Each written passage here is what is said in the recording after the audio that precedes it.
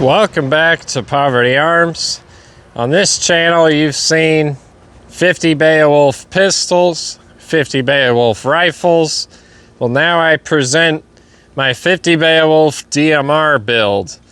Today we're going to test this thing out, see if this is the best configuration for the caliber, and see what's the smallest thing that I can hit at about 100 meters. I think this can actually be better than you might think, and this honestly might be what I will carry when I go, hunt some hogs or something, because these are big rounds and you want to make sure that you hit what you're aiming at. They're very expensive too. 50 Beowulf is it's up there in price with all those other strange calibers. But let's go over what this thing is, and then let's get to shooting. So this here is the Bear Creek upper and barrel. And then it's got a, I believe that's a Bear Creek muzzle device on the end. If not, it's from eBay. Can't remember if the eBay one's on the pistol or on this one. They look very similar. And then we got the Magpul bipod, Magpul fixed stock. I forgot which one that one was. Magpul grip. We have a Rave 140.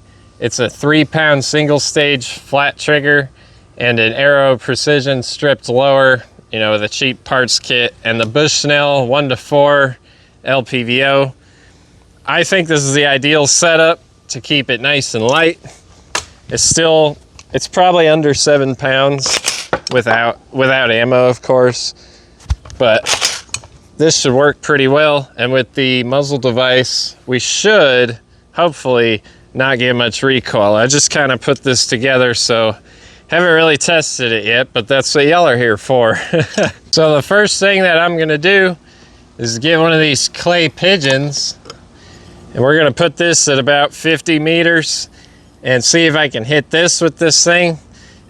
50 Beowulf doesn't exactly group too well. It's, ballistic coefficient is pretty ridiculous. It's kind of like a shotgun slug, just a little bit smaller. But we're gonna see if we can hit this at 50 meters, and then we'll scoot it back to 100, see if I can hit a torso steel target at 100. And if I can, we'll try to hit one of these at 100, and that would be pretty surprising, honestly. If I can hit this at 100, I'm taking this thing everywhere with me. All right, I'll be using my shooty platform thingamajig, Mark 1. And we got the clay pigeon at 50 yards. Let's see if we can hit this thing and see if it recoils at all.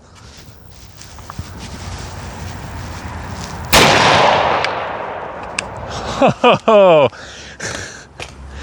smoked it first shot.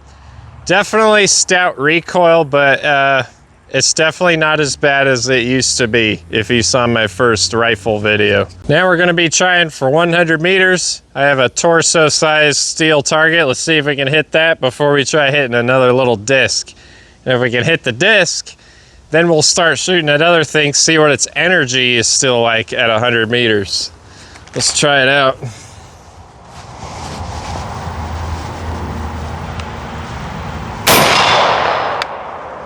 Oh yeah, it's dead on at 100, but I'll check a mark, see if it's dropping any, because according to the box, it's dropping like crazy at any distance. All right, so it looks like we had a bit of drop.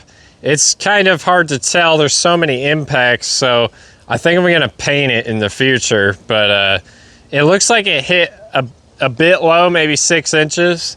So I'm gonna keep that in mind. I'm gonna set this up at 100 meters and let's see if we can get, able to hit this thing, which is pretty small. Well, we've been getting excellent results so far, but this one might be a bit tougher to hit, so might have to reload on this one, but let's see if we can hit that tiny little thing.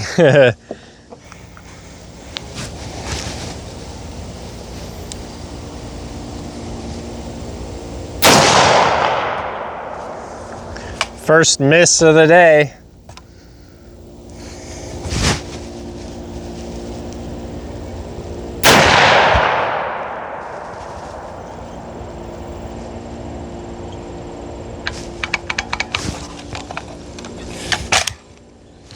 hung up. All right, I had a little malfunction. Let's see if we can hit this dang thing now.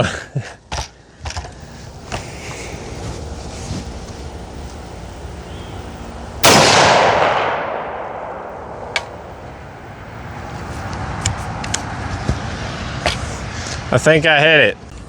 All right, so if this thing can hit a 4-inch size target at 100 meters, I think it's good to go. But then that begs the question, is it even effective at that range, or how effective is it compared to shorter range? So I have one of those decorative stone thingamajigs, whatever it's called, set up at 50 meters. We're gonna hit it and see, you know, like the energy, because these are, by the way, 350 grain full metal jackets. And we're gonna see how much that explodes at 50 meters, and then we'll scoot it back to 100 and compare the two. All right, let's hit this thing.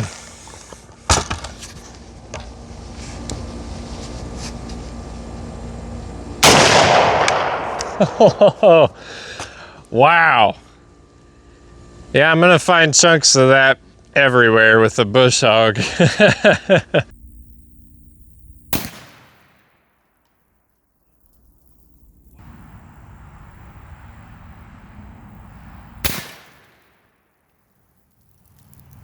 You know, a lot of people call this round like a gimmick round, which I just can't stand. I mean, I'm sure everything could have been called a gimmick round at one point. Hell, when they came out with intermediate rounds, I'm sure there's a bunch of people that said, "Oh, that's just a gimmick," or whatever. So, I think every round that is invented or cooked up or whatnot is just someone trying to solve a problem, or looking for maximizing your certain use case. And this one, I believe, is perfect for like bush hunting. So like close range, out to 100. You don't want to go past 100. You're losing velocity. It's harder to hit stuff. Obviously though, if you set yours up right, you can definitely hit at 100 pretty easily. And having a ridiculous muzzle brake on there definitely helps. And my choice is for sure the LPVO. You want to go from, you know, you want a range of magnification, and I can't stand, let me know if you feel the same way. I cannot stand those little flip magnifier things. That their eye relief, I swear, is just never right. It always feels horrible. But this, I think this is how I'm gonna keep mine. Let me know if you like the pistol, the rifle, or the DMR type build, but I think this is ideal.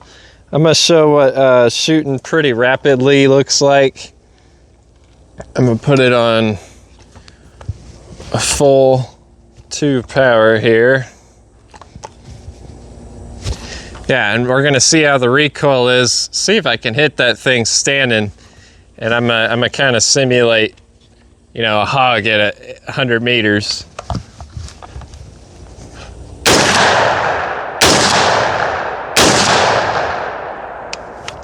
Oh. Well, not bad. Definitely need a better bipod. Something that locks. You know, most of these bipods, they're just made for your 5.56 stuff, so heavier bipods definitely something I'm gonna look into. Well, after a lot of testing with this particular caliber, I have determined that this is probably my favorite caliber, honestly. It's just so much power and a little light package. I have a pistol for home defense. This is now my hunting one. It's sure it only holds 10 rounds, but you know, you can have a bandolier on you or mag pouches. It's not that big of a deal. And if you need more than 10 rounds of this stuff, you need to work on your shooting. So if you can, make sure to comment down below which build was your favorite, the rifle, the pistol, or the DMR, and let me know why. Because personally, I actually like the DMR the most, even though the pistol's the most ridiculous and I get the most looks when my non-existent friends see it. It definitely catches your eye when you see a AR that short with a break that big, blowing everyone's hats off around you at the indoor pistol range. But I think this is the ideal platform for this cartridge, and I'll definitely make sure to bring it on my next hog hunt.